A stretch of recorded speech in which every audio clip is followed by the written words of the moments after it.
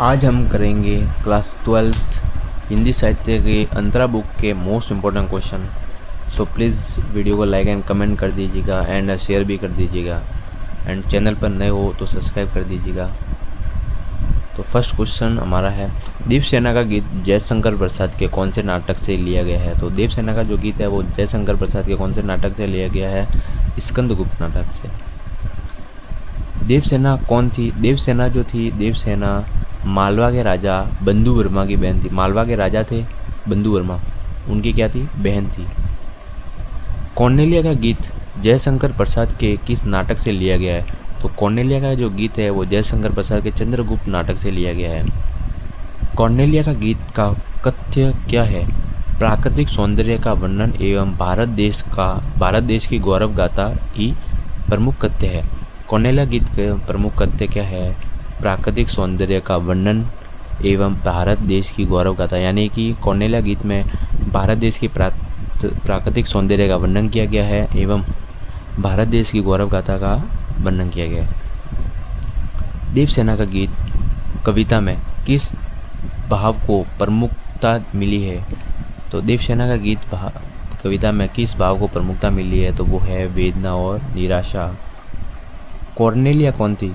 कौंडिल्या जो थी वो सिकंदर के सेनापति। क्वेश्चन ये भी बन सकता है, सिकंदर के सेनापति कौन थे? तो वो कौन थे? सेल्यूकस। सेल्यूकस की पुत्री कौन थी? तो वो थी कौंडिल्या। क्वेश्चन ऐसा भी बन सकता है, मालवा के राजा कौन थे? तो वो थे बंधु वर्मा। जो देवसेना थी वो बंधु वर्मा की क्या लगती थी? तो वो थी बहन लगती थी। इसमें बहुत सारे लोग कंफ्यूज हो जाते हैं, यहाँ पर बहन लिखा हुआ है एंड यहाँ पर बेटी है। तो इसको आप एक बार रट लीजिएगा सब इस दो क्वेश्चन को, ताकि आप वहाँ पर एग्ज़ाम हॉल में कंफ्यूज ना हो।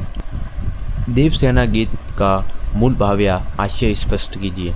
देवसेना का गीत मूल भाव या आशय यह है कि व्यक्ति अपने द्वारा किए गए कार्यों को निराशा वेदना मिले तो भी उसे हार नहीं माननी चाहिए। यानी कि कोई भी व्यक्ति कोई कार्य करता है और उसे उसमें निराशा या वेदना मिल जाती है तो भी उसे हार नहीं माननी चाहिए और अपनी समस्त दुर्बलताओं का सामना कर संघर्षपूर्ण जीवन पथ पर बढ़ना चाहिए और समस्त दुर्बलताओं का जो भी परेशानी आई है, जो भी डिफ़िकल्टी आई है, उसको फेस करना चाहिए एंड आगे बढ़ना चाहिए। संघर्षपूर्वक जीवन पथ पर बढ़ना चाहिए। वेदना एवं कष्ट के क्षणों में हार न मानकर सदा अपने निश्चय पर अटल रहना चाहिए। वेदना एवं कष्ट के क्षणों में, वेदना यानी कि दुख के क्षणों में हार न मानकर सदा अपने निश्चय पर अटल रहना चाहिए। जो अपने जो निश्चित किया है उसके ऊपर अटल रहना चाहिए, किसी की बातों में नहीं आना चाहिए। कवि ने आशा को बावली क्यों किया है? आशा यानी कि होप, जो होप होती है, हम दूसरों से आशा रखते हैं, उसको बावली क्यों कहा है? कवि ने आशा को बावली इसलिए कहा है क्योंकि आशा तो असंभव बात की भी बनी रहती है। जो बात असंभव है वो भी हमें उसकी भी आशा लगी रहती है कि ये भी कभी किसी ना किसी दिन होगी, बट वो नहीं होती है बिकॉज दैट इज़ असंभव, that is impossible, so that's why it can not done. असंभव बात की भी बनी रहती है। देवसेना को आशा थी कि स्कंदगुप्त उसे मिलेगा। देवसेना जो थी वो स्कंदगुप्त से प्यार करती थी। उसे लगता था कि स्कंदगुप्त उसे एक बार मिलेगा, बट जब वह मिला तो देवसेना ने उसे अनुनय विनय को ठुकरा दिया। बट जब क्या हुआ कि देवसेना ने स्कंदगुप्त को पाना चाहती थी, देवसेना ने स्कंदगुप्त को प्रपोज किया, बट स्कंदगुप्त ने मना कर दिया क्योंकि वो विजया के पीछे पागल था, विजया से प्रेम करता था। जो धन को विजया राजकुमारी से प्रेम करता था, लेकिन विजया ने उसका ठुकरा दिया स्कंदगुप्त के प्रेम को। इसलिए वह स्कंदगुप्त देवसेना के पास वापस आया और उसको अनुनय विनय किया, यानी प्रपोज किया। बट इस समय क्या हुआ कि जो देवसेना थी वो उस देश प्रेम में पागल हो गई थी और उसने जो अपना सारा जीवन था वो देश प्रेम में लगा दिया था और उसने उसके अनुनय विनय को ठुकरा दिया। इसलिए कवि ने आशा को बावली कहा है। देवसेना ने हार या निराशा से के क्या कारण थे? देवसेना के हार और निराशा के क्या कारण थे? देवसेना का हार या निराशा के कई कारण थे। सर्वप्रथम, हूणों के आक्रमण से मालवा का राजा अर्थात उसका भाई बंधुवर्मा एवं सारा परिवार वीर गति को प्राप्त हो गया था। दूसरा कारण यह था कि उसने स्कंदगुप्त को पाना चाहा परंतु पा नहीं सकी। तीसरा कारण, जीवन ढलने पर स्कंदगुप्त ने जब उसे प्रेम याचना की तो वह तैयार नहीं हुई, क्योंकि वह आजीवन अविवाहित रहने का व्रत ले चुकी थी। इस प्रकार वह जीवन में हार गई और निराश हो गई। हेमकुंभ ले उषा सवेरे में कौन सा अलंकार है?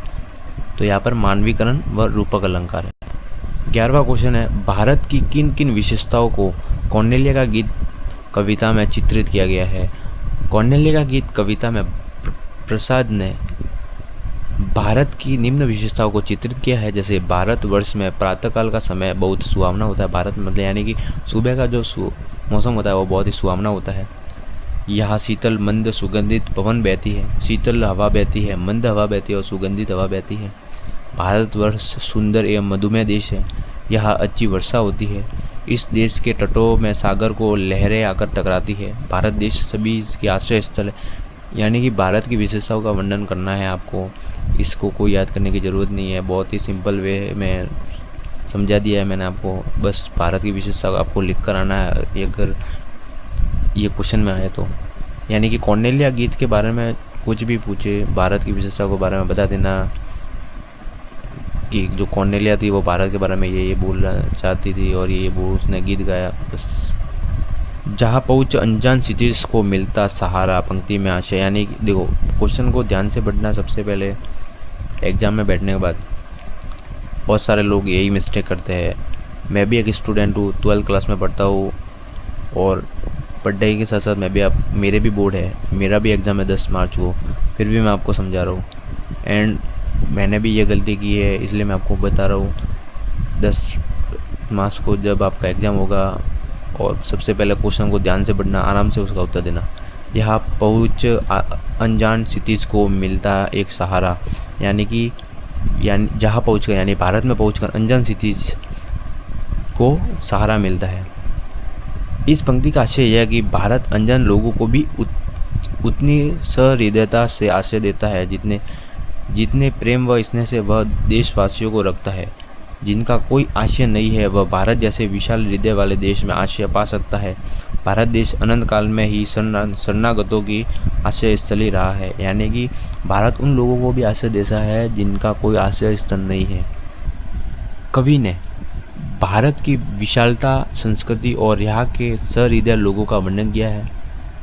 यहाँ पर प्रवासी पक्षियों को ही आश्रय नहीं मिलता बल्कि सभी आमजन लोगों को भी इस देश का हृदय द्वार खुला है। इस क्वेश्चन में एक शब्द आया था क्षितिज। जो क्षितिज क्या होता है? धरती और आकाश के मिलने का काल्पनिक स्थान क्षितिज कहलाता है। यानी धरती और आकाश जहाँ पर भी मिलते हैं, आप कि कोई भी जैसे कि समुद्र होता है, समुद्रों को आप लास्ट तक देखते रहते हो तो उसका कोई अंत नहीं है। जहाँ पर धरती और आकाश दिखते हैं ना, जो काल्पनिक स्थान है वहाँ उसको क्या कहते हैं? क्षितिज कहते हैं। अरुण यह मधुमेह देश हमारा में कवि भारत देश के मधुमेह क्यों कहा है? अरुण यह मधुमेह देश हमारा देश प्रेम की भावना से ओतप्रोत कविता है। इसलिए कवि जयशंकर प्रसाद ने यह विदेशी राजकुमारी द्वारा भारत की शौर्य गाथा, महानता एवं प्राकृतिक सुंदरता का वर्णन करवाया है। सम्राट चंद्रगुप्त मौर्य की पत्नी कौंडिल्या जो एक यूनानी है, वह भारतीयों की विशेष बंधुत्व की भावना से प्रभावित होकर इस गीत को गा रही है। भारत देश संसार में प्रत्येक देश का आश्रय स्थल है। यानी कि इसमें भारत की विशेषताओं के बारे में लिखना है। मैं आपको बता रहा हूँ, कौंडिल्या का कोई भी क्वेश्चन आए भारत की विशेषताओं के बारे में वर्णन करके आ दीजिए। भारत की विशेषताओं का वर्णन करके आना। मैं आपको बता रहा हूँ, अगर 3 नंबर का क्वेश्चन है वो आपको 2 नंबर तो गारंटेड दे देगा। अगर आपको क्वेश्चन आता है तो उसको पूरा अटेम्प्ट करना। अगर आपको क्वेश्चन नहीं आ रहा है और कौंडिल्या के गीत से संबंधित कोई क्वेश्चन है तो भारत की विशेषता का वर्णन करके आ जाना। जिन्हें कहीं स्थान न मिलता उसका भी स्वागत भारत दिल खोल कर करता है। अतिथि देवो भव की धारणा को निभाने वाले भारतीय दयालु है। इनमें सबके प्रति करुणा की भाव है। भारत की प्राकृतिक सुंदरता अद्वितीय है। यहाँ का वातावरण व परिवेश मनुष्य को सुख देने वाला है। कवि ने एक विदेशी के मुख से भारत की महिमा, स्नेह, सौंदर्य का गुणगान करवाकर यह प्रमाणित किया है कि देश विदेश के लोग भारत की विशेषताओं का गुणगान करते हैं। सरोज स्मृति कविता किस भाव पर केंद्रित है? तो निराला की दिव्यगत पुत्री सरोज की स्मृतियों पर केंद्रित है। यानी निराला ने क्या किया है, जो सूर्यकांत त्रिपाठी निराला थे, उन्होंने क्या किया है कि जो उनकी दिव्यगत पुत्री थी सरोज, उनकी स्मृति यानी उसको याद करके यह कविता लिखी है। तो ये इसका भाव है। कवि निराला को कविता के चित्र में किस नए प्रयोग का प्रवर्तक माना गया है? तो मुक्तचंद के नए प्रयोग का प्रवर्तक माना जाता है। अगर आपको इसकी पीडीएफ चाहिए तो मेरे टेलीग्राम चैनल को ज्वाइन कर दीजिएगा। मैंने यहाँ पे सारी पीडीएफ अपलोड कर दी। कवि निराला ने पुत्री सरोज का तर्पण कैसे किया है? तो कवि निराला ने अपने गत कर्मों को अर्पित कर बेटी का तर्पण किया है। सरोज के नववधु रूप का वर्णन अपने शब्दों में कीजिए। नववधु यानी कि जब नई नई दुल्हन बनी थी तो उसका जो वर्णन है वो अपने शब्दों में करना है। विवाह के समय सरोज का मांगलिक कलश के पवित्र जल से स्नान कराया गया था। यानी कि जब उसका विवाह हुआ तो एक पवित्र कलश लिया गया, उससे उसका स्नान कराया गया था। उसकी छवि अत्यंत सुंदर लग रही थी, मतलब कि उसका स्नान हुआ उसके बाद वह बहुत ही अत्यंत सुंदर लड़की लग रही थी। उसके नेत्र नीचे झुके हुए थे, उसके नेत्र जो थे वो नीचे झुके हुए थे, होठ बंद थे, कंपन युक्त थे, ओठ जो थे वो बंद थे और कंपन कर रहे थे। सौंदर्य में वह कामदेव की पत्नी रति या कण्वपुत्री शकुंतला के समान लग रही थी। सौंदर्य यानी कि दिखने में वह कैसी लग रही थी? रति जो कामदेव की पत्नी है उनके समान और शकुंतला के समान लग रही थी। वह मंद मंद हंसी के साथ अपने पिता को देख रही थी। वह एक मंद मंद हंसी के साथ अपने पिता को क्या कर रही थी? देख रही थी। इसमें सरोज के बारे में मैं आपको ट्रिक बताता हूँ कि कैसे याद करना है। किसी भी लड़की का आप विवाह देखते हो ना, तो उसमें लड़की कैसे शर्माती है, उसके आँख जो है वो नीचे होते हैं, मुंह ढका हुआ होता है, होठ कंपन करते हैं, ऐसे ऐसे बनाकर आपको उत्तर लिख लेना है इसका। कवि को अपनी स्वर्गीय पत्नी यानी जो पत्नी जो है वो मर गई है उसकी याद क्यों आई? कवि की पत्नी का स्वर्गवास अपने यौवन काल में ही हो गया था। यानी कि जब उसकी पत्नी जवान थी तभी उसका जो मृत्यु जो है वो हो गई थी। विवाह के समय जब पुत्री सरोज वधु वेश में सज रही थी, यानी कि विवाह के समय जब उसकी पुत्री थी वो वधु यानी दुल्हन के वेश में थी, दुल्हन के कपड़े हुए पहनी हुई थी, सजी हुई थी, तो वह ऐसी लग रही थी जैसे उसकी माँ उसके विवाह में समय लग रही थी। जैसी जब वह तैयार हुई उसकी शादी के लिए तब वह ऐसी लग रही थी जैसे उसकी जो माँ थी वो तैयार हुई थी उसकी माँ की शादी के लिए। तो वह ऐसी लग रही थी जैसे उसकी माँ अपने विवाह के लिए समय लग रही थी। अर्थात पुत्री की स्वर्गीय पुत्री में स्वर्गीय पत्नी की झलक दिखाई दे रही थी। इस कारण कवि को उस समय स्वर्गीय पत्नी की याद आई।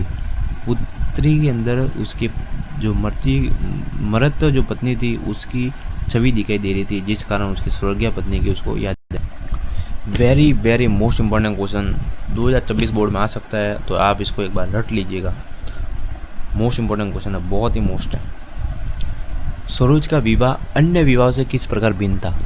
आप कहीं भी शादी में जाते हो, आप शादी देखते हो तो यानी कि ज़्यादातर विवाह जो होते हैं वो सिमिलर ही होते हैं, बट जो सरोज का विवाह था वो डिफरेंट था, क्योंकि वातावरण में विवाह जैसा कोई शोरगुल ना होकर शांत माहौल था।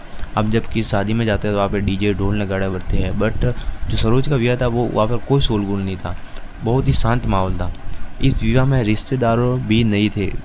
आप विवाह में जाते हो तो वहाँ पे बहुत सारे रिश्तेदार होते हैं, बहुत सारे लोग होते हैं, खाना होता है, डीजे होता है, बजता है, बाकी वहाँ पर सब शांत थे। ना तो कोई रिश्तेदार था क्योंकि उसमें निमंत्रण पत्र ही नहीं भेजे थे। नववधु की माँ द्वारा दी जाने वाली शिक्षा उसके पिता ने दी, मतलब जो नई दुल्हन होती है उसको दी जाने वाली माँ के द्वारा जो शिक्षा होती है वो उसके पिता ने दी थी। नवयुगल के सुहाग में सेज भी पिता ने ही दी। विवाह के समय रात दिन गाए जाने वाले गीत भी नहीं गाए हुए थे। ये को मोस्ट इम्पोर्टेंट क्वेश्चन है, 2024 बोर्ड में आ सकता है, 99% चांस है इसके, तो प्लीज़ इसको याद कर लीजिएगा। PDF चाहिए तो टेलीग्राम चैनल को ज्वाइन कर लीजिए। सरोज स्मृति कविता का मुख्य स्वर क्या है? तो सरोज स्मृति कविता से वात्सल्य से भरा एक पिता का विलाप है। वात्सल्य से भरा पिता का क्या है? विलाप है, नहीं पिता के बातचीत है। विलाप का मतलब होता है बातचीत करना वगैरह, जो उसने सोचा है वह स्मृति किया है, उसकी जो बेटी थी उसकी सरोज की स्मृति को लिखा है विलाप, वो सब इसमें बताया गया है। मैंने देखा एक बूंद कविता में कवि अज्ञेय के द्वारा किसके महत्व की प्रतिष्ठा की गई है? कवि अज्ञेय ने मैंने देखा एक बूंद कविता में जीवन में क्षण की महत्व को भी स्थान दिया गया, यानी कि अज्ञेय ने मैंने देखा एक बूंद के माध्यम से किसकी महत्वता को बताया है? तो क्षण यानी एक सेकंड के महत्व को बताया कि समय कितना मूल्यवान है, हमें समय की कदर करनी चाहिए, ये इसमें बताया गया है। कविता में बूंद का एक क्षण के लिए ही सही ढलते सूरज की स्वर्णिम आभा में रंग जाने और फिर सागर में मिल जाने का वर्णन किया, यानी कि इसमें ये बताया गया कि एक जो बूंद थी वो सागर से ऊपर आई और सूरज की रोशनी उस पर पड़ी और डायरेक्टली वो नीचे गिर गई, यानी कि एक क्षण के लिए ऊपर आई और नीचे गई। उसी प्रकार ऐसा ही हमारा जीवन है, ऐसा ही हमारा कभी भी नष्ट हो सकता है। तो अपने जो मूल्यवान अपना जो समय है उसको वेस्ट ना करें और उसको यूटिलाइज करें, यही कवि ने इसमें बताया गया है। फिर सागर से मिल जाने का वर्णन हुआ है, तभी इसका महत्व है और तब ही क्षण का भी महत्व है। कवि अज्ञेय ने समुद्र को किसका प्रतीक बताया? तो ब्रह्म परमात्मा का प्रतीक। समुद्र को किसका प्रतीक बताया है? परमात्मा का प्रतीक बताया। यह दीप अकेला कविता के माध्यम से कवि ने किस बात पर बल दिया गया है? तो कवि ने व्यक्तिगत सत्ता को सामाजिक सत्ता से साथ जोड़ने पर बल दिया गया है। यह दीप अकेला कविता के माध्यम से कवि क्या कहना चाहता है? यह दीप अकेला में यह कहना चाहता है कि दीपक स्नेह से भरा हुआ है, दीपक जो है वो प्रेम से भरा हुआ है, परंतु वह अकेला है, फिर भी वह अकेला है। अकेला दीप को पंक्ति में शामिल करने से उसकी महत्ता और सार्थकता बढ़ जाती है, यानी कि कोई दीप अकेला है जो उजाला दे रहा है और उसको अगर पंक्ति में शामिल करते तो उस उजाला और भी बढ़ जाएगा और वह उसकी महत्ता बढ़ जाएगी, उसकी सार्थकता बढ़ जाएगी। इसी प्रकार अकेला मनुष्य सर्वगुण संपन्न और शक्तिशाली होने पर भी यदि वह समाज में जुड़कर जाता है तो उसे समाज और राष्ट्र मजबूत होता है। यानी कि कोई व्यक्ति है जो सर्वगुण संपन्न है, होशियार है, पढ़ा लिखा है, अनपढ़ नहीं है, और जो पढ़ा लिखा व्यक्ति जब समाज में मिल जाएगा तो इससे क्या होगा? राष्ट्र का निर्माण होगा, राष्ट्र देश मजबूत होगा। दीप अकेला के प्रतीकार्थ को स्पष्ट करते हुए यह बताइए कि उसे कवि ने इसने भरा गर्व भरा एवं मदमाता क्यों कहा है? यह दीप मनुष्य का प्रतीक है। दीप जो है वो मनुष्य का प्रतीक है। दीप इसने तेल से भरा हुआ, इसने यानी तेल से भरा हुआ है। उसकी लौ ऊपर से उठती है, जो उसका गर्वीलापन है। लौ का ऊपर अधिक उठना सबसे भीतर अत्यधिक इसने भरा होने के कारण है। यह हवा से लौ का झूमना मदमातापन है। इसी प्रकार मनुष्य भी प्रेम, गर्व व मद सभी से युक्त होता है। इसलिए कवि ने दीप को इसने भरा, गर्व भरा और मदमाता कहा है, क्योंकि वे सभी विशेष गुण मनुष्य के। गीत और मोती की सार्थकता किससे जुड़ी है? तो गीत की सार्थकता उसके गाए जाने वाले पर निर्भर है, क्योंकि गाए जाने वाले से ही उसके भाव, लय, कथ्य आदि का महत्व ज्ञात होता है। बिना गायक के गीत निरर्थक ही है। इसी प्रकार मोती की सार्थकता गोताखोर द्वारा उसके बाहर निकालने में है, यानी जो गोताखोर होता है वो पानी समुद्र के अंदर जाकर मोती निकालता है, अतः तो उसका महत्व गोताखोर ही परख से है। परखने वाला व्यक्ति ही मोती का मूल्य और उपयोगिता बता पाता है। यह दीप अकेला एक प्रयोगवादी कविता है। इस कविता के आधार पर लघु मानव के अस्तित्व और महत्व पर प्रकाश डालिए। प्रस्तुत कविता में कवि ने दीपक के गुणों पर प्रकाश डालते हुए कहा है कि वह अकेला जलता है, रोशनी देता है, स्नेह से पूरित है, कुछ करने का सामर्थ्य का गर्व है, उसका व्यक्तित्व विशाल और विराट है। वह अकेला रहकर अपनी सार्थक अपनी सार्थकता व्यक्त करता है। अपने सभी गुण समाज के लिए आवश्यक है। समाज में अपने मिलने से समाज शक्तिशाली होगा तथा राष्ट्र मजबूत होगा। कविता में यही बताया गया है कि दीपक अकेला रहकर भी अपनी स्वतंत्रता अस्तित्व बनाए हुए है, जो लघु मानव के महत्व के प्रतिपादित। सागर और बूंद के से कवि का क्या आशय है? कवि का आशय है कि सागर शाश्वत है और बूंद क्षणभंगुर है, नश्वर है। बूंद का जीवन एक क्षण का है, वह सागर से उछलकर अलग होता है और पुनः ही उसी में समाल जाती है, किंतु सागर सार्वकालीन है। प्रयोगवादी दृष्टिकोण से हटकर भारतीय परंपरा में सागर विराट परम ब्रह्म है और बूंद उसकी अंश मात्र आत्मा ही है, और आत्मा ब्रह्म में मिल जाती है तब वह अमर बन जाती है। क्षण के महत्व को उजागर करते हुए कविता का मूल भाव लिखिए। प्रयोगवादी कवियों ने जीवन के क्षण का महत्व को ही स्थान दिया गया है। कविता में बूंद का एक क्षण के लिए सही ढलते सूरज की स्वर्णिम आभा से रंग जाने और फिर सागर में मिल जाने का वर्णन हुआ है। कवि का अभिप्राय यह है कि जीवन भले ही क्षणभंगुर है, किंतु उसमें तेज और ऊष्मा ऐसे अलौकिकता होनी चाहिए, तभी उसका महत्व है, तब ही वह क्षण का भी महत्व है। पनडुब्बा ये मोती सच्चे फिर कौन कृति लाएगा, इस पंक्ति का आशय है। जिस प्रकार गोताखोर सागर में गोता लगाकर उसकी अतल गहराई में कीमती मोती निकालकर लाता है, उसी प्रकार भावनाओं से सागर में डूबकर कौन नई नई उक्तियों के गीत खोज कर लाएगा। समाज को नई अनुभूतियाँ और नवीन कल्पनाओं को कौन प्रतिभाशाली रचनाकार दे सकेगा। ऐसा व्यक्ति का समाज में सम्मिलित आवश्यक है। यह दीप अकेला, कविता का केंद्रीय भाव लिखिए। यह दीप अकेला में कवि यज्ञ ने दीपक के मनुष्य के प्रतीक स्वरूप लिया है। जिस प्रकार एक अकेला दीप समर्थ होता है अपना प्रकाश दूर दूर तक नहीं फैला सकता तथा साथ रखने और रहने से उसकी सौंदर्यता और बढ़ जाती है, उसी प्रकार एक व्यक्ति समर्थ है, स्वतंत्र है, अपना आप में स्नेह एवं करुणा के लिए हुआ है, फिर भी उसकी सार्थकता समाज के साथ जुड़ने में है। अतः अज्ञ जी कविता के माध्यम से व्यक्तिगत सत्ता को सामाजिक सत्ता से जोड़ने पर बल देते हैं ताकि विश्व का कल्याण हो सके। इसी में दीप और व्यक्ति दोनों की सार्थकता निहित। मैंने देखा एक बूंद कविता का मूल भाव लिखना है। कवि ने इस कविता के माध्यम से जीवन के क्षण के महत्व को तथा क्षणभंगुरता को व्यक्त किया है।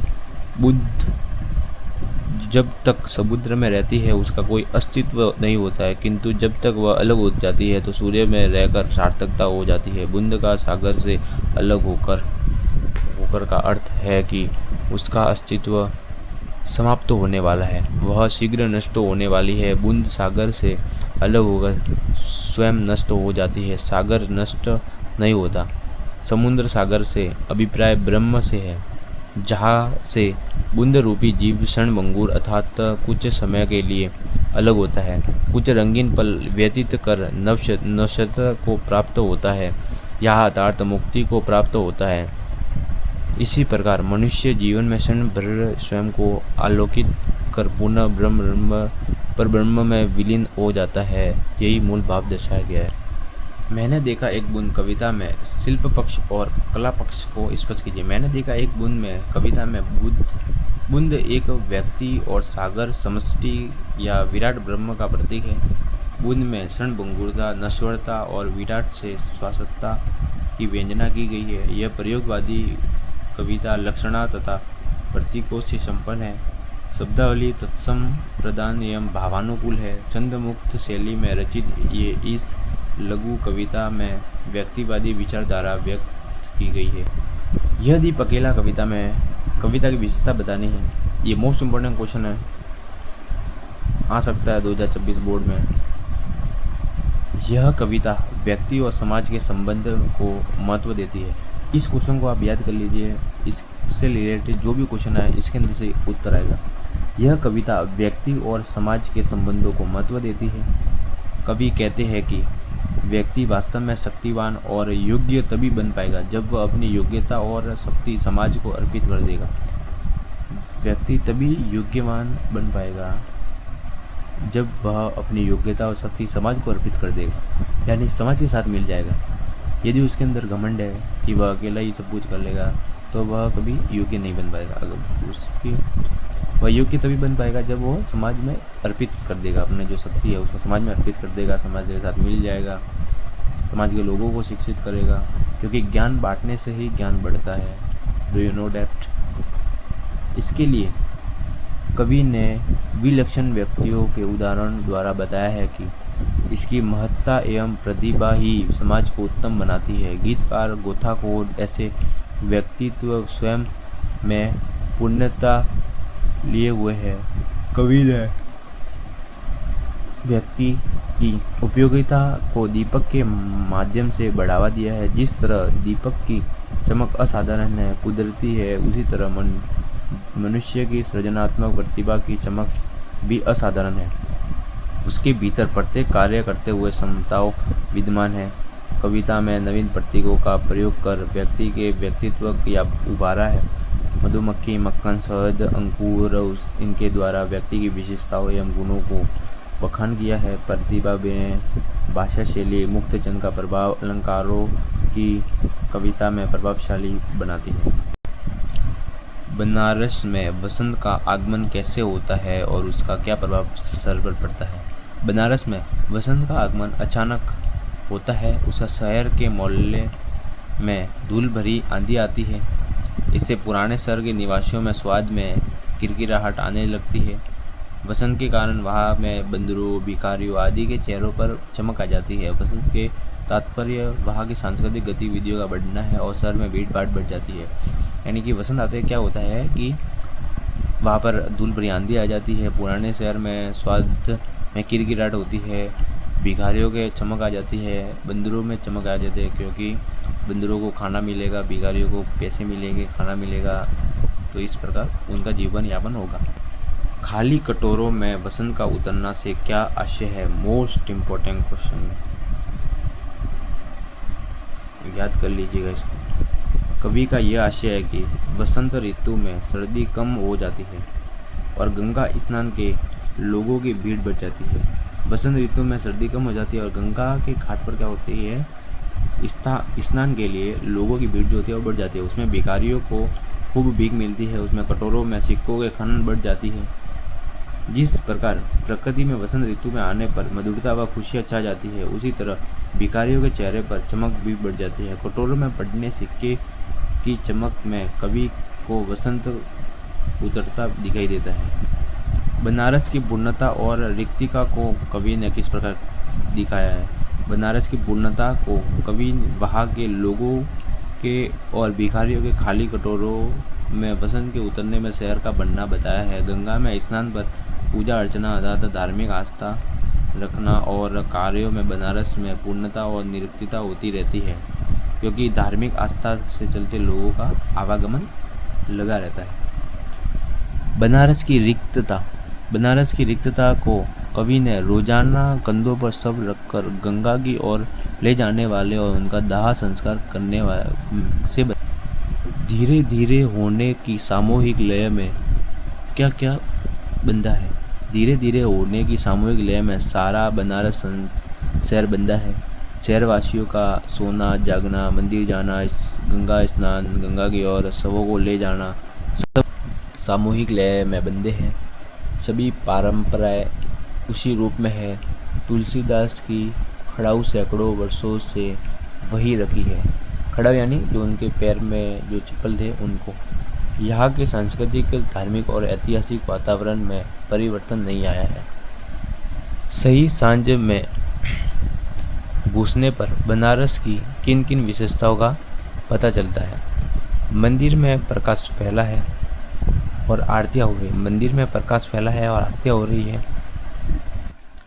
लोग गंगा स्नान कर रहे हैं, घाटों पर दीपक जलते हैं। लोग क्या कर रहे हैं? गंगा स्नान कर रहे हैं, घाटों पर दीपक जलते हैं। देव पूजा के लिए लोगों ने हाथों में फूल ले रखे हैं। शवों को गंगा की तरफ ले जाया जा रहा है। आधे शहर में सन्नाटा पसरा है और अर्थात लोग सो रहे हैं, पूरा शहर शंख ध्वनि से गूंज रहा है। यानी कि जब संध्या हो जाती है तब गंगा नदी पर क्या माहौल होता है उसके बारे में इसको वर्णन करना है। दिशा कविता का मूल भाव लिखिए। दिशा कविता बाल मनोविज्ञान पर आधारित है। उसमें पतंग उड़ाते बच्चे में कवि पूछता है कि हिमालय किधर है। बच्चा बताता है कि हिमालय उधर है जिधर उसकी पतंग भागी जा रही है। कविता का मूल भाव यह है कि हर व्यक्ति अपना अपना यथार्थ होता है, वह अपने यथार्थ को अपने ढंग से देखता है। यानी कि हर व्यक्ति का अपना अपना नज़रिया होता है। कोई व्यक्ति इस चीज़ को अलग नज़रिए से देखता है, कुछ व्यक्ति अलग नज़रिए से देखते हैं। मैं आपको पढ़ा रहा हूँ, आई एम ए स्टूडेंट, और कुछ लोग मुझे ट्रोल करेंगे, जो मेरे दोस्त है, जो मेरे रिश्तेदार है, मेरे को ट्रोल करेंगे। लेकिन जो कुछ लोग हैं जो बाहर के हैं, जिनको इस कंटेंट से कुछ सीखने को मिल रहा है, वो मेरी प्रशंसा करेंगे। तो हर किसी का अलग अलग नज़रिया होता है, हर किसी का अलग अलग यथार्थ होता है। वे अपने अपने यथार्थ से अपने ढंग से देखते हैं, वे अपने यथार्थ को अपने अपने ढंग से देखते हैं। बनारस शहर की विशेषता जानिए। बनारस शहर की विशेषता को बताना है। यहाँ गंगा घाट पर बसा प्रसिद्ध एवं प्राचीन नगर है। यहाँ धार्मिक, सांस्कृतिक एवं ऐतिहासिक संगम है। यहाँ रेशमी साड़ियाँ कलात्मक ढंग से बनती है। रेशमी साड़ियाँ जो होती है वो कलात्मक ढंग से बनती है। संगीत एवं ललित कलाओं का यह प्रमुख केंद्र है। मान्यता अनुसार यहाँ बाबा विश्वनाथ के त्रिशूल पट्टी की नगरी है। यहाँ पर प्राचीन संस्कृति एवं परंपराओं के साथ नवीनता के साथ भी दर्शन हो पाते हैं। इसे मोक्षदायिनी नगरी माना जाता है। इसी प्रकार बनारस नगर की यह अन्य अनेक विशेषताएं हैं। दिशा कविता का वर्ण विषय क्या है? बाल मनोविज्ञान को चित्रित करना क्या है दिशा कविता की वर्ण विषय? बनारस कविता का वर्ण विषय। बनारस कविता में बनारस के सांस्कृतिक वैभव के साथ ठेठ बनारसीपन का भी प्रकाश डाला है। यानी बनारस कविता में बनारस के सांस्कृतिक वैभव का भी वर्णन किया गया है और बनारसीपन का भी वर्णन किया गया है। बनारस शीर्षक कविता का प्रतिपाद स्पष्ट कीजिए।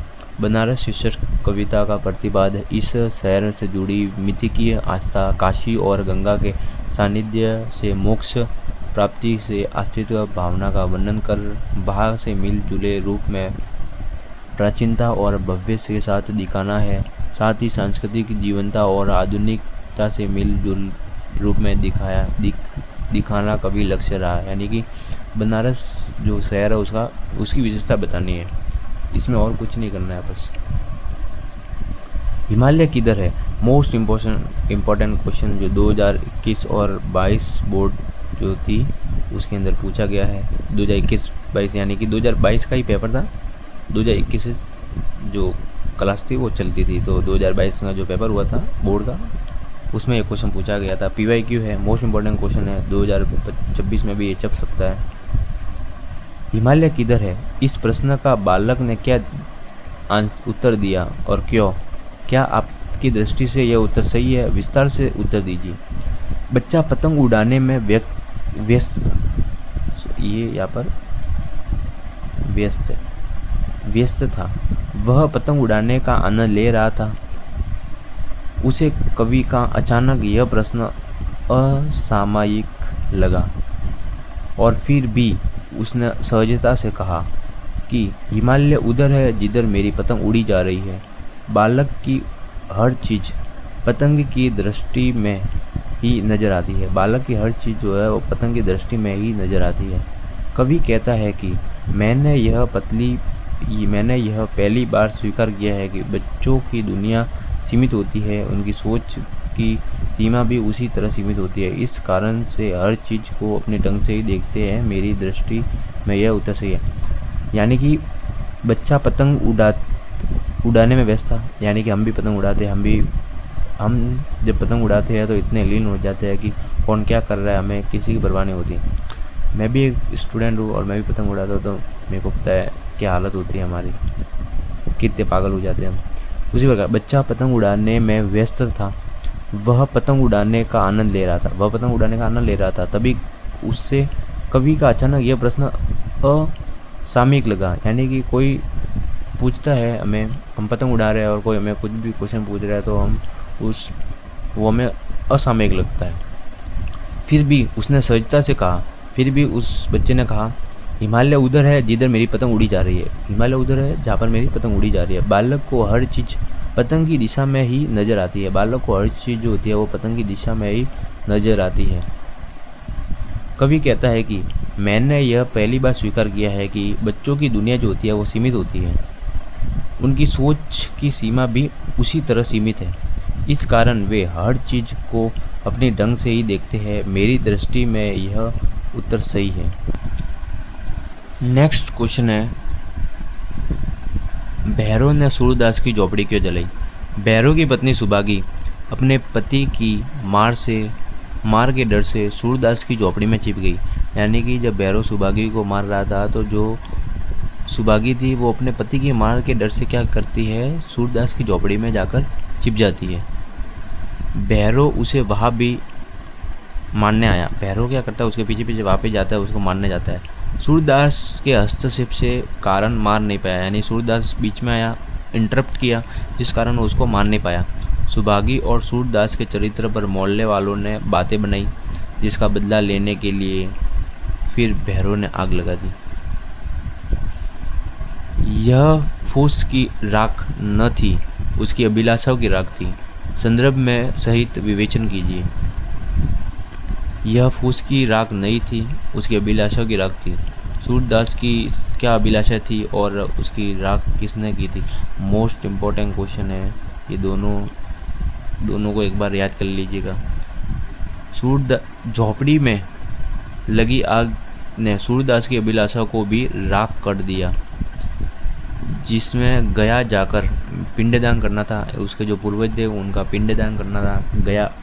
गया जो है वो बिहार में एक है, वहाँ पर जाकर स्थान है, वहाँ पर जाकर पिंडदान करना। मिठुआ का विवाह कराना था, कुआं बनवाना था। कहाँ पे? गाँव में कुआं बनाना। तो ये इसकी 3 अभिलाषा थी, आदि इच्छाएं थी। भैरव ने आपसी दुश्मनी के कारण झोपड़ी में आग लगाकर उसकी सब कुछ राख कर दिया था। जगदर के मन में किस तरह का ईर्ष्या भाव जागा और क्यों? जगदर के मन में भैरव द्वारा सूरदास के अध्याय रुपयों में से आधे रुपये पाने की इच्छा बलवती हुई। यानी कि जो भैरव जो था उन्होंने सूरदास की पोटली चुबा ली थी, जिस कारण जगदर के मन में भी ईर्ष्या का भाव जागा कि वह उसके अंदर से आधे पैसे ले ले। इच्छा बलवती हुई। वह नहीं चाहता था कि भैरव अकेले ही उन रुपयों से मौज उड़ावे। इसी ईर्ष्या भाव से चलते उसने सूरदास और भैरव की पत्नी को भी रुपया का सच बता दिया, जिससे भैरव से वह रुपये वापस ले लिए जाए। सूरदास जगदर से अपनी आर्थिक हानि को गुप्त क्यों रखना चाहता था?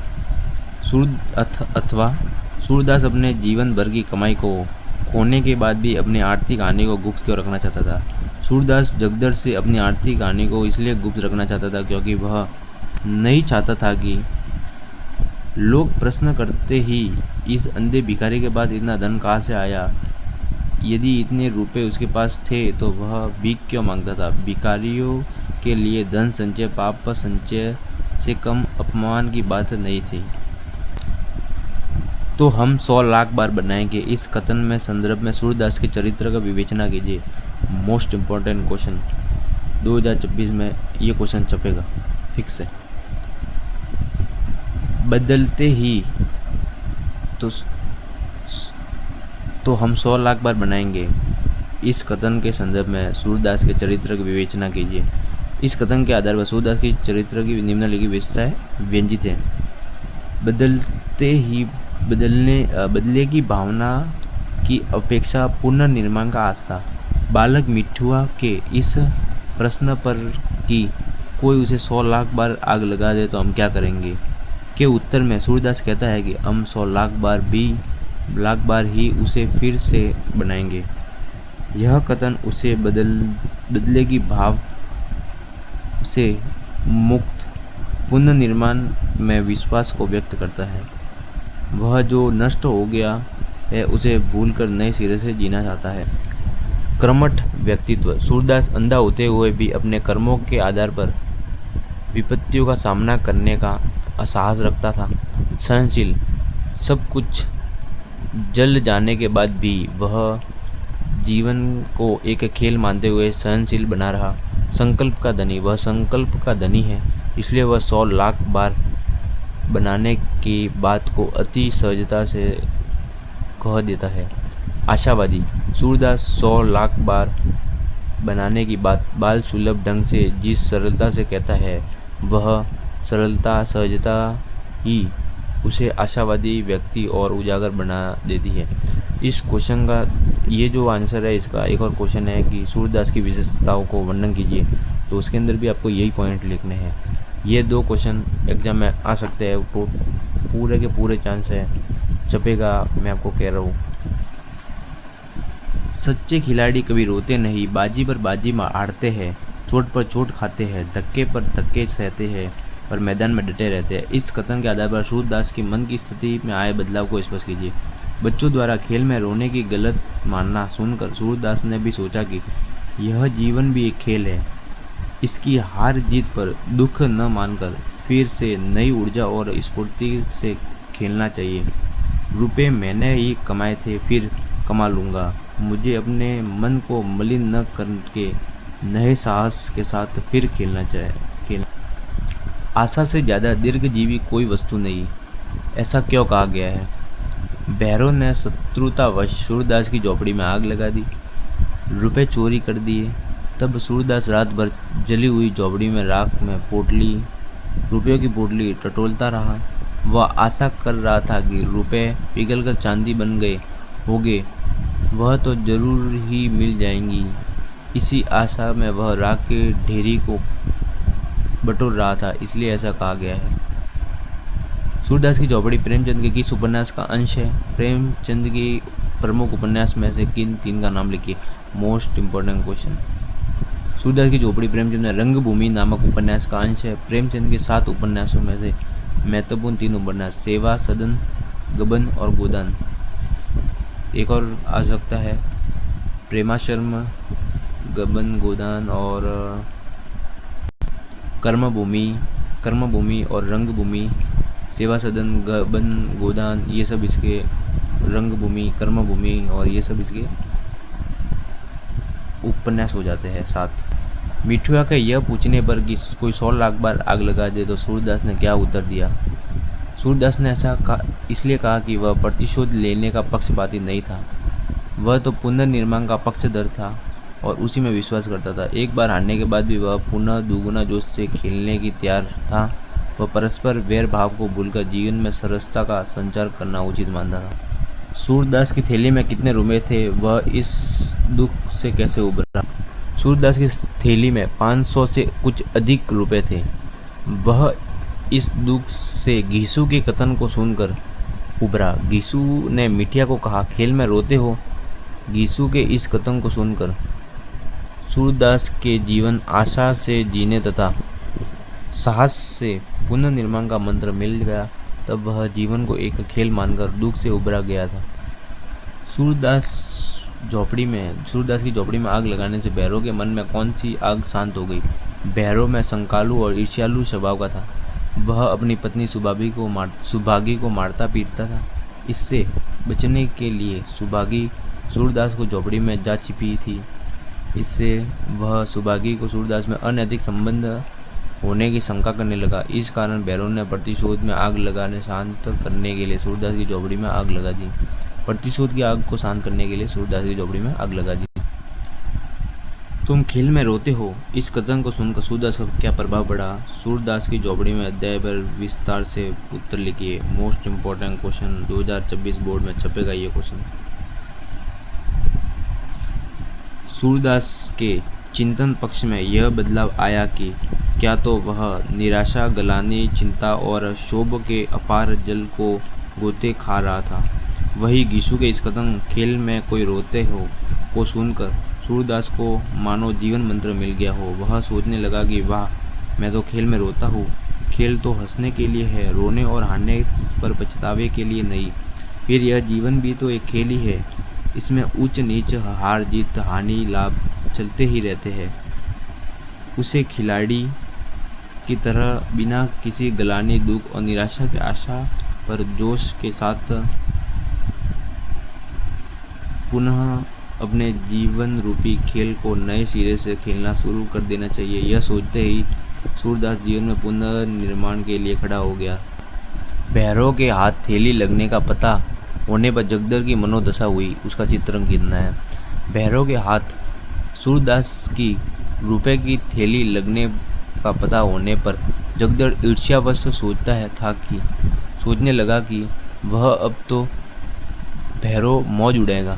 पाप पुण्य तो कुछ भी नहीं है, मैं तो दिन भर झूठ बोलता हूँ, कम तोलता हूँ, खोटे बाटों का उपयोग करता हूँ, तेल की मिठाई को घी में कहकर बेचता हूँ, ईमान गंवाने पर भी कुछ नहीं लगता।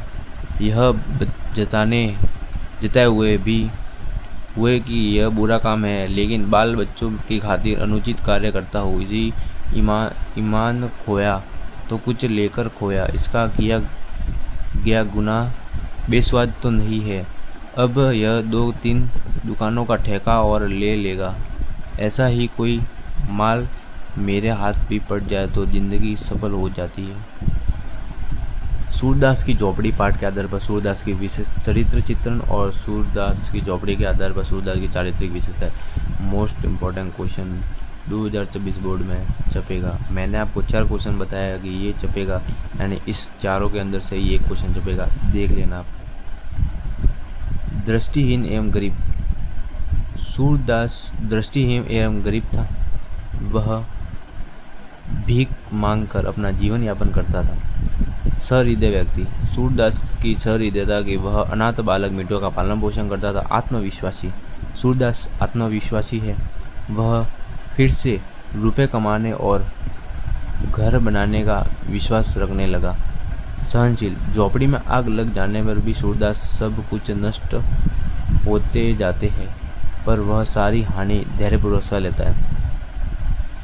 भविष्य के प्रति आशा। सूरदास सब कुछ पुनः ठीक होने जाने की आशा बनाए रखता है। धार्मिक व्यक्ति। सूरदास सत्कर्मों एवं धार्मिक कर्तव्यों के प्रति सचेत रहता था। नेक्स्ट क्वेश्चन है, कोयया किसे कहते हैं? इसकी विशेषता है। कोयया एक जलीय पुष्प है जिसे कुमुद या श्वेत कमल भी कहा जाता है। इसे कोका बेली भी कहते हैं। कोयया की विशेषता ये है कि शरद ऋतु में चंद्रोदय में खिलती है, यानी चंद्र का जब उदय होता है तब वह खिलती है कोयया। तथा सरोवर में चांदनी शरद ऋतु में चंद्रोदय में खिलती है तथा सरोवर में चांदनी का प्रतिबिंब और खिली हुई कोयया की पत्तियां एकाकार दिखाई पड़ती है। कोयया में एक प्रकार की गंध भी आती है। इसी गंध की बड़ी मंद भाव होती है। मोस्ट इम्पोर्टेंट क्वेश्चन है, याद करके जाना। विश्वनाथ पर क्या अत्याचार हो गया? विश्वनाथ यानी विश्वनाथ त्रिपाठी पर दूध पीता शिशु था। जब दूध पीता शिशु था तब छोटे भाई ने जन्म ले लिया। माँ के दूध पर छोटे भाई का अधिकार हो गया। विश्वनाथ दूध कटहा हो गया और उसका दूध कट गया। माँ के दूध पर उसका अधिकार नहीं रहा। उसे गाय का दूध पिलाया जाने लगा, जिसमें लेखक विश्वनाथ के माँ के दूध में वंचित होने पर गाय का दूध पीने को बाध्य होने में अत्याचार मानता है। गर्मी और लू से बचने के उपायों का विवरण दीजिए। क्या आप भी इन्हें उपायों के परिचित है? Most important question. गर्मी के निकलते समय लू से बचने के लिए प्याज को धोती या कमीज में गांठ बांधकर रखते हैं, इसे लू बेअसर हो जाती है। यानी गर्मी में जब हम बाहर निकलते हैं तब लू से बचने के लिए क्या करना होता है कि प्याज जो होता है उसको धोती या कमीज में गांठ बांधकर रखते हैं। इससे लू बेअसर हो जाती है। यदि लू लग जाए तो कच्चे आम का पन्ना पीना चाहिए। कच्चे आम को भूनकर गुड़ या चीनी में मिलाकर उसका शरबत बनाकर, कच्चा आम जो होता है उसे भूनकर यानी गर्म करके या चीनी में मिलाकर उसका शरबत बनाकर, कच्चे आम का शरबत बनाकर उसको पीना चाहिए। या शरीर में लेपना या नहाना उपयोगी रहता है।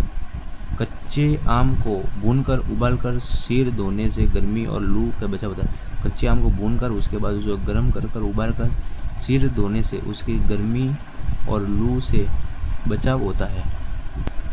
फूल केवल गंध ही नहीं देते, दवा भी करते हैं। कैसे? फूल प्रकृति के सौंदर्य एवं सुगंध बिखरने के साथ स्वास्थ्य वर्धन एवं दवा के काम भी आते हैं। गाँवों में चेचक के रोगी के पास नीम के फूल और पत्ते रखते हैं। बर या ततैया के काटने पर बेर का फूल सूंघाने उनके डंक के दर्द को दूर किया जाता है। गाँव में रोग में सत्यानाशी का दूध लगाया जाता है। ये सभी फूल अलग अलग रोगों का दवा काम करते हैं। यानी कि ये मोस्ट इम्पोर्टेंट क्वेश्चन है। फूल प्रकृति के सौंदर्य एवं सुगंध बिखरने में के साथ साथ, यानी जो फूल होते हैं वो प्रकृति में सौंदर्य तो बिखरते हैं और सुगंध भी बिखरते हैं, उसके साथ साथ क्या करते हैं, स्वास्थ्य वर्धक एवं दवा के लिए भी काम आते हैं। गाँवों में चेचक के रोगी के पास नीम के फूल और पत्ते रखते हैं। जो चेचक का रोगी होता है उसके पास क्या करते हैं, नीम के फूल और पत्ते रखते हैं। बर या ततैया के काटने पर बेर का फूल सूंघाकर उसे डंक के दर्द को दूर किया जाए। यानी कोई ततैया या बन जब हमको काट लेता है तब बेर का फूल सूंघाकर, बेर का जो फूल होता है उसको सूंघाकर उसके डंक के दर्द को दूर किया जाता है। आँख के रोग में सत्यानाशी का दूध लगाया जाता है। ये सभी फूल अलग अलग रोगों में दवा का काम करते हैं। पाठ में आए फूलों के नाम, सांपों के नाम बताइए। आए फूलों के नाम विशेषता। कमल नीला, श्वेत, पीला, लाल, गुलाबी रंग का, हल्की गंध वाला, जिसमें बीज कमल गट्टा तथा नाल भसीन खाई जाती है। उसके पत्ते पुरैन होते हैं। सिंगाड़े का फूल, इसका रंग उजला और हल्की गंध होती है। हर सिंगार सफ़ेद रंग का भीनी गंध एवं शरद ऋतु में खिलता है। कोया इसे कुमुद या कोका बेली कहते हैं।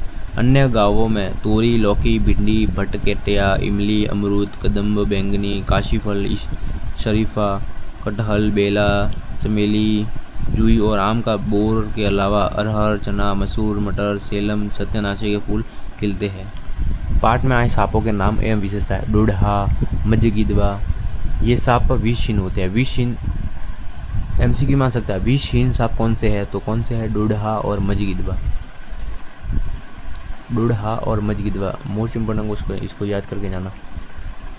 मजगिदवा एवं डोढ़ा ये विषहीन सांप है। डोढ़ा को ब्राह्मण जाति का मानने से मारा नहीं जाता। दामिन यह एक विषहीन है, परंतु मुंह में कुश पकड़कर पूंछ से मार देता तो अंग सड़ जाता है। मुंह में कुश पकड़कर पूंछ से मार देता तो उसका अंग सड़ जाता है। गौवन, इसे फेंटारा भी कहते हैं। गौवन जो सांप होता है उसे फेंटारा भी कहते हैं। क्वेश्चन आ सकता है कि फेंटारा का दूसरा नाम क्या है, तो गौवन, और गौवन का दूसरा नाम क्या है, तो फेंटारा। यह अत्यंत विषैला होता है। विषैला सांप कौन सा है, तो है फेंटारा। घोर कड़ाई, इसके काटने से आदमी घोड़े की तरह ही निनाकर मरता है। भटिया, इसके दो मुंह वाला सांप कौन सा है, भटिया। बिस्कोहर की माटी की कथा के केंद्र में क्या है बताइए। लेखक के गांव बिस्कोहर, जिला बस्ती, सिद्धार्थनगर में गर्मी, वर्षा तथा शरद ऋतु का प्राकृतिक परिवेश कितना कष्टप्रद या सुखद रहता है उसका उल्लेख किया गया है। साथ ही बिस्कोहर के प्राकृतिक परिवेश का अनुभूति में वर्णन और उसकी नैसर्गिकता छटा कर यथार्थ चित्रण करना इस कथा का केंद्र रहा है। बिस्कोहर जो गांव है लेखक का, उस जिला कौन सा है, बस्ती, सिद्धार्थनगर, याद रखना इसको। विश्वनाथ दूध कटा हो गया। विश्वनाथ एक छोटा था जब उसका माँ का दूध पीता था, परंतु वह 2.5-3 वर्ष का था तब उसके छोटे भाई का जन्म हो गया। इस तरह वह माँ के दूध को छोटे भाई का कब्जा हो गया। विश्वनाथ दूध कट गया, इस तरह दूध कटा हो गया। ये भी मोस्ट है, आ सकता है। मोस्ट इम्पोर्टेंट क्वेश्चन छपेगा मेरे हिसाब से। बिस्कोहर की माटी पाठ का प्रतिपाद्य प्रकृति के साथ मानव संबंधों की पड़ताल करना।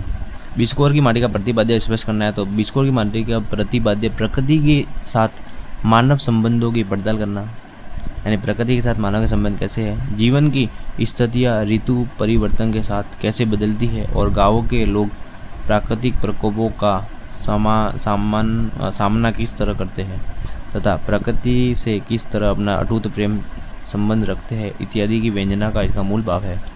ये भी मोस्ट इम्पोर्टेंट क्वेश्चन है। बरहा किसे कहते हैं, तो खेतों में पानी देने के लिए छोटी नालियाँ बनाई जाती है, उसे क्या कहते हैं, बरहा।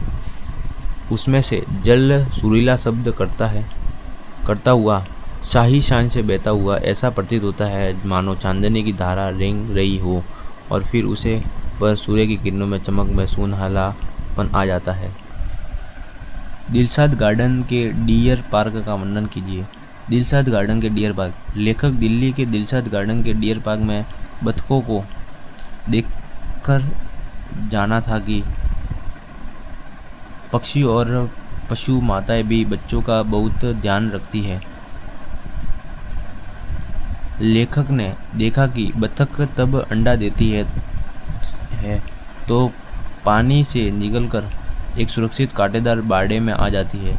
वही पंख फैलाकर अंडों को सेती रहती है। यदि कोई अंडा पंखों से बाहर निकल जाता है तो उसकी कठिन चोंच से इसकी सावधानी से उठाती है कि अंडा फूटकर न जाए। अंडों को पंखों के चिपकाकर उनके कोवों से बचाती है। कभी कभी बतख अंडों को उलटती पलटती भी थी। लेखक सोचा था कि विश्वनाथ की माँ और बतख को यह ममता प्रकृति ने दी है। अब मालवा में वैसा पानी नहीं गिरता जैसा गिरा करता था। उसके क्या कारण है? तो औद्योगिक विकास की नई सभ्यता ने पर्यावरण को प्रदूषित कर दिया है, जिसे मालवा भी नहीं बच पाया है। वातावरण को गर्म करने वाली CO2 गैस ने मिलकर धरती के तापमान को 3 डिग्री सेल्सियस तक बढ़ा दिया है। धरती को वातावरण में गर्म होने से यह गड़बड़ी हो रही है। तीसरा, अब मालवा के लोग खाऊ उजाड़ू सभ्यता को अपनाकर गहन गंभीर पग पग नीर और डग डग रोटी देने वाली धरती को उजाड़ने में लगे हुए हैं। लेखक को क्यों लगता है कि हम जिसे विकास की औद्योगिक सभ्यता कहते हैं वह उजाड़ू की असभ्यता है? आप क्या मानते हैं? वास्तव में औद्योगिक सभ्यता विकास न कर उजाड़ की ओर ले जा रही है। पाश्चात्य दृष्टिकोण से अपनाई गई इस सभ्यता में बर्बाद करने वाली है, क्योंकि इस सभ्यता में पर्यावरणीय असंतुलन पैदा कर दिया है। मौसम का चक्र बिगाड़ कर रख दिया है। इस प्रकार लेखक की पर्यावरण संबंधी चिंता मालवा तक सीमित न रहकर सार्वभौमिक है। लेखक ने अमेरिका की खाऊ उजाड़ू जीवन पद्धति एवं संस्कृति और सभ्यता को स्पष्ट करते हुए कहा है कि यह सभ्यता और धरती को उजाड़ने की लगी हुई है। इससे पर्यावरण का विनाश हो रहा है। आधुनिक औद्योगिक विकास ने हमें जड़ जमीन से अलग कर दिया है। इस प्रकार लेखक ने पर्यावरणीय सरोकार को आम जनता में जोड़ दिया है तथा पर्यावरण के प्रति लोगों को सचेत किया है। धरती का वातावरण गर्म क्यों हो रहा है? इसमें यूरोप और अमेरिका की क्या भूमिका है? टिप्पणी कीजिए। Most important question. धरती का वातावरण गर्म क्यों हो रहा है? इसमें यूरोप और अमेरिका की अहम भूमिका है, क्योंकि ये संसार में विकसित देशों की श्रेणी में आते हैं। इन देशों के बड़े बड़े कारखानों से निकलने वाले CO2 गैसों जैसे मिलकर धरती के तापमान को 3 डिग्री सेल्सियस तक बढ़ा दिया है। यह दुष्प्रभाव विश्वव्यापी है। वर्तमान का यह परिवर्तन संसार में विनाश की ओर ले जा रहा है। विकसित औद्योगिक सभ्यता में हिमायती देशों में कारण वहाँ के विश्व की चपेट में आ चुका है। हाथीपाला का नाम हाथीपाला क्यों पड़ा? इसका मालवा में खाऊ उजाड़ू सभ्यता में आधार पर पाठ के आधार पर बताना। हाथीपाला का नाम हाथीपाला इसलिए पड़ा क्योंकि एक समय में वहाँ नदी को पार करने के लिए हाथी पर बैठकर जाना पड़ता था। पर्यावरण को विनाश से बचाने के लिए आप क्या कर सकते हैं? उसे कैसे बचाया जा सकता है? अपने विचार लिखिए। पेट्रोल चालित वाहनों का उपयोग कम किया जाना चाहिए। डीजल चालित वाहनों का उपयोग रोक लगाई जाए। वाहनों के इंजनों में सुधार किया जाए। कारखानों से कोयले का प्रयोग सीमित किया जाए। परमाणु प्रतिबंध रेडियोधर्मी का पूरा नियंत्रण किया रखा जाए। नदियों एवं पेयजल में स्रोतों में गंदगी नहीं डाली जाए। कारखानों से निकलने वाले अपशिष्ट एवं सीवरेज के पूरी तरह सब शुद्धि की जाए। मल जल निस्तारण की उचित व्यवस्था की जाए। पर्यावरण को बचाने के जग जागरण किया जाए। कठोर कानून बनाकर प्रदूषण फैलाने वाले दंडित किया जाए, यानी कि पर्यावरण प्रदूषण के बारे में जानकारी दी जाए। हमारे मौसमों का चक्र क्यों बिगड़ रहा है? अपने मालवा के आधार पर, अपना मालवा पाठ के आधार पर बताइए। वर्तमान में यूरोप और अमेरिका के लोगों में अपनी अधिक कार्बन डाइऑक्साइड तथा अन्य विषैली गैसों को निकलकर जिसमें पर्यावरण और काफ़ी गर्म हो गया है। उत्तरी दक्षिण ध्रुव में बर्फ़ पिघल रही है और समुद्र का पानी गर्म हो रहा है। इन कारणों से हमारा मौसम चक्र बिगड़ रहा है। तो आज के लिए बस इतना ही। 1 आवर की क्लास हो गई है और मैं आपको 1 आवर से पढ़ा रहा हूँ। सो प्लीज़ समझ में आया हो तो चैनल को लाइक एंड सब्सक्राइब कर दीजिएगा। चैनल को सब्सक्राइब कर दीजिएगा, वीडियो को लाइक कर दीजिएगा। Thank you for watching.